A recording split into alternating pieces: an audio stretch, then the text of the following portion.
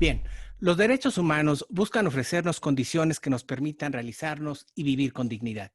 Uno de estos derechos lo es el derecho a la educación y resulta clave para el desarrollo de los otros derechos.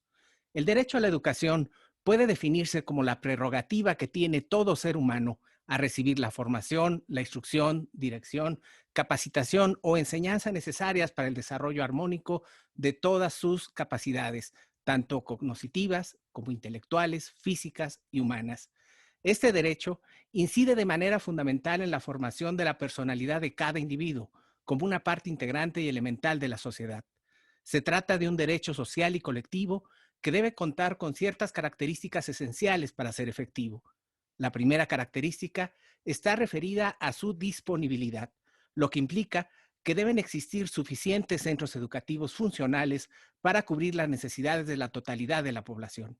La segunda característica es la aceptabilidad, que implica que los planes de estudio tienen que ser adecuados culturalmente. Una tercera característica lo es la adaptabilidad, y esto implica que los procesos educativos tienen que adaptarse a los cambios de la sociedad. Finalmente, la última característica del derecho a la educación está referida a su accesibilidad, lo que implica que no pueden prohibirse de ninguna manera aquellos procesos de acceso a la educación. Esto es, bajo ninguna circunstancia se debe impedir el acceso a las escuelas. El reconocimiento del derecho a la educación se puede explicar en dos vertientes: una subjetiva, como un derecho individual, y otra social, institucional o colectiva. Por un lado, acceder a la educación permite a los seres humanos obtener el entrenamiento intelectual que requieren y que es necesario para la formación de su autonomía personal, posibilitando con ello el que cada individuo pueda ejercer el derecho al libre desarrollo de su personalidad.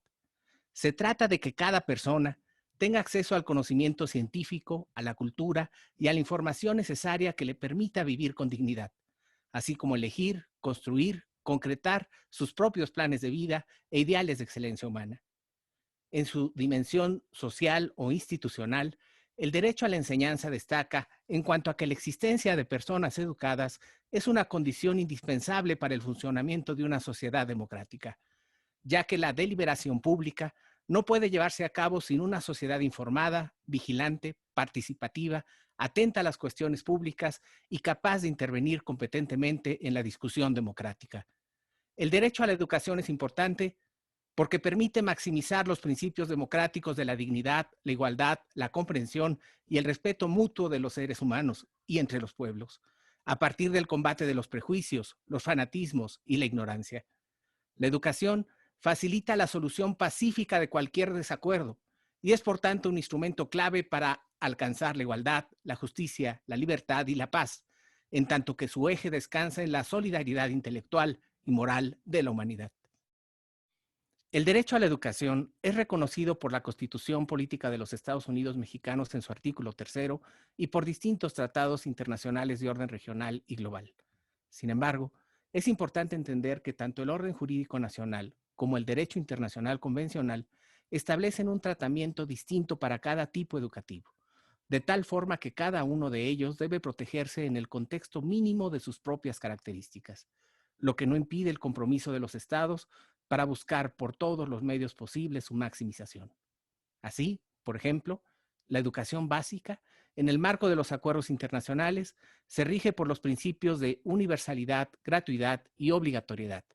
en tanto que la educación media superior, incluyendo la educación técnica, se rigen por el principio de generalidad, accesibilidad e implantación progresiva de su gratuidad.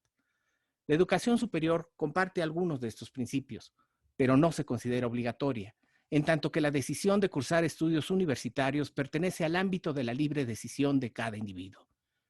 La Suprema Corte de Justicia de la Nación ha adoptado importantes criterios para la protección del derecho a la educación, destacando aquellos que defienden el derecho de los menores a una educación de calidad y a una educación inclusiva,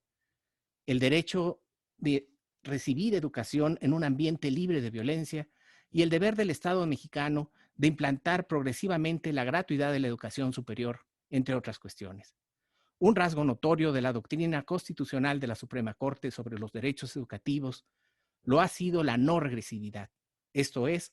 la no disminución, el no retroceso en el reconocimiento de los alcances del derecho a la educación. Y esto ha sido relevante en distintos ámbitos, pero sobre todo han destacado pronunciamientos en materia del derecho a la educación de las comunidades indígenas. Cada nación configura sus sistemas educativos acorde a los principios que rigen este derecho en el marco constitucional y convencional. Pero el reto a vencer, y es lo más importante, es combatir el rezago educativo y remover todo obstáculo que impide el acceso de los individuos a la educación y el aprendizaje a lo largo de toda la vida. Es importante reconocer que a nivel mundial existen aún millones de niños y jóvenes que no tienen la oportunidad de asistir a un centro educativo, así como millones de adultos que no cuentan con competencias educativas básicas para la vida y para el trabajo. En muchos casos, las barreras que impiden que todas las personas puedan acceder a la enseñanza derivan de conflictos bélicos o de complicadas condiciones sociales, políticas y económicas que impiden a las naciones contar con la infraestructura mínima necesaria para hacer efectivo el derecho a la educación. En otros casos, son condiciones de discriminación, exclusión o preferencia las que privan a las personas de este derecho, sea por cuestiones raciales, económicas, religiosas, de edad, de género o de preferencia sexual, entre otras tantas. Vencer estos obstáculos implica sin duda la intervención del Estado y el cumplimiento puntual de sus obligaciones, pero también la participación de los particulares y en general de la sociedad civil organizada, en tanto que a todos nos corresponde velar por la debida promoción, protección, respeto y garantía de este derecho. Suprema Corte, el poder de la justicia.